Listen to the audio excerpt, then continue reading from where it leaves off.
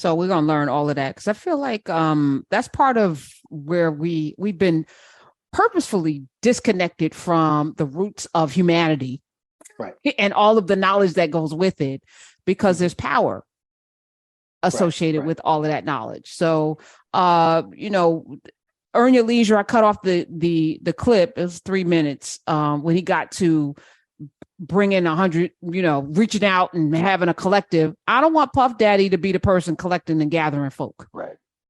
Period. I don't think he's equipped to do that, to put together for a network that's going to infect us with news and TV shows.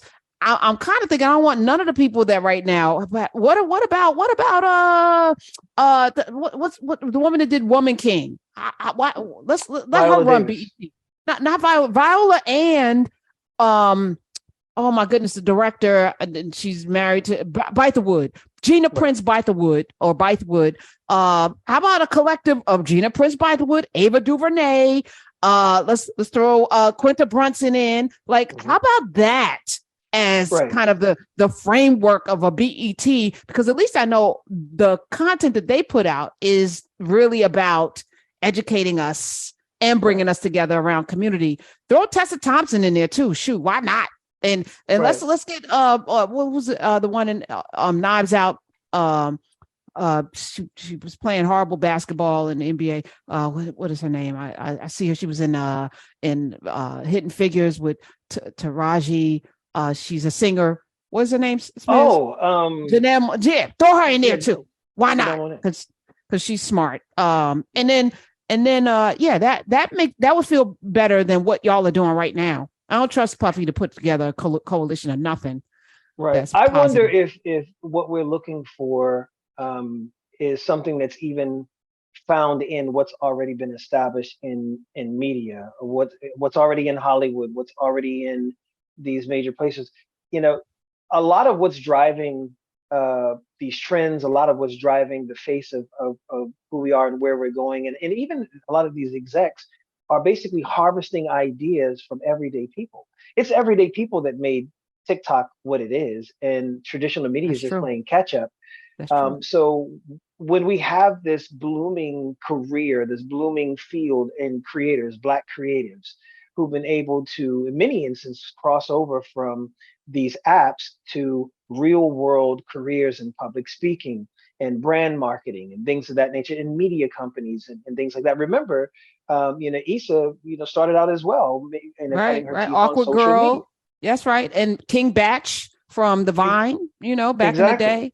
Yeah. Exactly. No, I think you're onto something.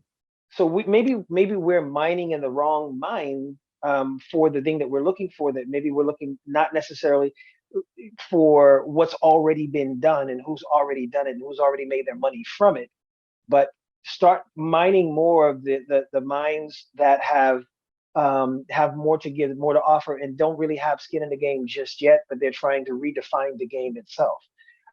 Because at the end of the day, you're going to end up, like you said about that MIT, programmers.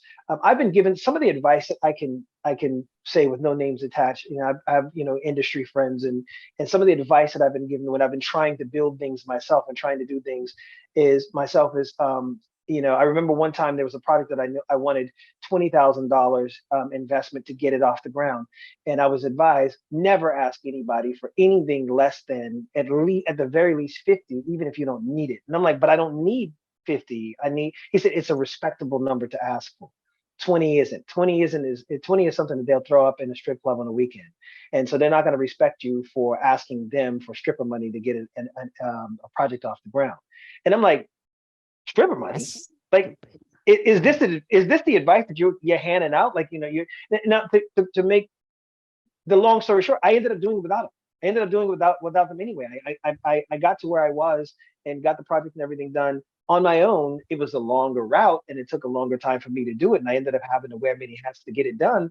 But I don't want to collaborate with somebody who would refer to $20,000 as stripper money, regardless of whether that's what they would spend it on or not. And that's no shade to adult dancers, to strippers. That's got nothing to do with them. I'm talking about the idea that you see money as a tool to purchase and manipulate, to use human beings as your entertainment and relegate it to that particular use. But then when someone comes to you for something that you can invest that same money into something that can develop them and something that can be a greater use to the community, well, now it's just, yeah, nah, that's not worth my time. Okay, well, then you know what? Go with grace. Do you be good? But I still think that the brilliant minds that we're looking for are not the Diddy's of the world. They're not the people who are already there. And there's so much nepotism and there's so much Yep. rivalries and things that are already there and stagnant and in place, that I just think that maybe it's the people. It's the We are who we've people. been looking for. We are who we've been waiting. Yes. Yes. To you, all of that.